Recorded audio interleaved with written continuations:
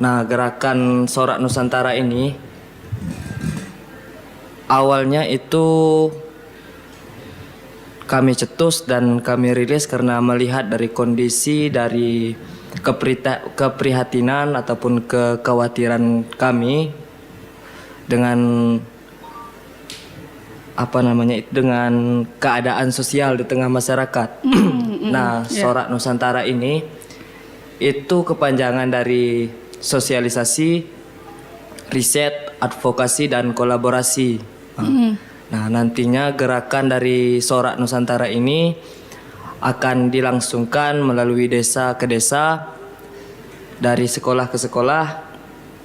Kita akan mengangkat isu tentang kepemudaan, khususnya di kepemudaan, karena kita melihat kondisi saat ini kan keprihatinan kita terhadap kepemudaan, mahasiswaan itu kan bisa dikatakan sedang tidak baik-baik saja. Kenapa tidak baik-baik saja? Banyak hal-hal yang disorientasi terhadap generasi kepemudaan. Nantinya dengan sosialisasi ini kan lebih terarah ke kepemudaan. Di kepemudaannya nanti kita akan mengangkat isu terkait dengan sosialisasi narkoba, kemudian masalah judi online pun kita angkat nantinya, yang sedang meresahkan saat ini. Terus juga ada penguatan kapasitas bagi kepemudaan. Nah, ini juga merupakan jembatan bagi kita semua untuk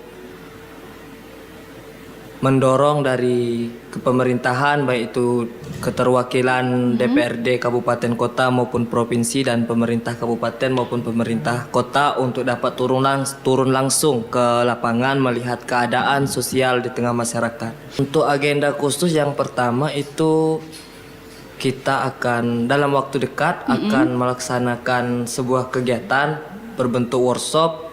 Itu juga nantinya akan terkait dengan permasalahan penanganan judi online. Nah, dengan permasalahan penanganan ini kita sudah melihat bagaimana upaya dari kementerian, bagaimana upaya dari pihak aparat penegak hukum itu sudah mensosialisasikan.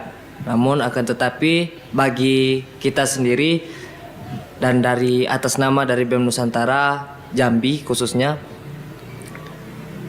itu bukan hal yang bisa kita katakan dengan dapat atau secara langsung untuk memberantas. Nah, ini kan juga kalau permasalahan dengan judi online nantinya itu kan juga berhubungan langsung dengan individunya sendiri kan. Daripada itu kita akan hadir di Sungai Penuh dan Kabupaten Kerinci. Itu kita akan melaksanakan workshop berbentuk sosialisasi dan pemulihan. Nanti kita akan melibatkan dari psikolog dan hipnoterapi untuk yang pertama memotivasi, yang kedua adapun bagi yang telah terjerat ataupun terjebak itu nanti kita akan sediakan ruang pemulihan.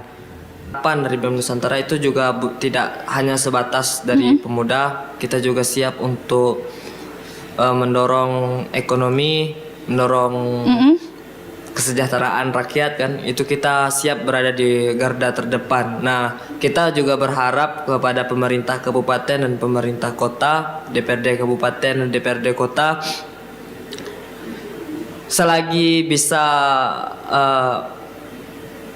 melibatkan pemuda dalam pembangunan itu lebih baik. Kemudian kita juga berharap dapat bersinergi baik dengan APH, dengan pemerintah kabupaten dan pemerintah kota untuk pembangunan dan kesejahteraan dari wilayah kita Kabupaten Kerinci dan Kota Sungai Penuh.